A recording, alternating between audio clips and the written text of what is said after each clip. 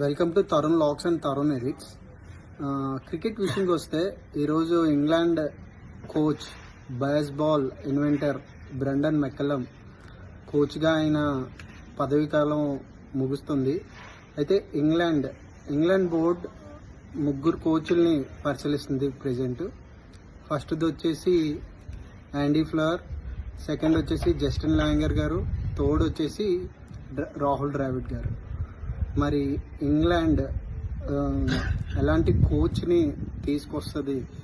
McCullum గారు కోచ్గా red ball test క్రికెట్కి ఆయన వచ్చిన తర్వాత బేస్బాల్ అనే కాన్సెప్ట్ తీసుకొచ్చారు. బేస్బాల్ కాన్సెప్ట్ అంటే ఒక T20 వన్డే ఫార్మేట్ లాగా టెస్ట్ ఫార్మేట్ ఆడడం అనమాట. టెస్ట్ ఫార్మేట్లో ఇంగ్లాండ్ అయితే మంచి పర్ఫార్మెన్స్ ఇస్తుంది. అంటే ఆసీస్ లాస్ట్ టైం ఓడిపోయింది, కానీ ఇంగ్లాండ్ మాత్రం టెస్ట్ క్రికెట్ మాత్రం చాలా బాగా పర్ఫార్మెన్స్ చేస్తుంది.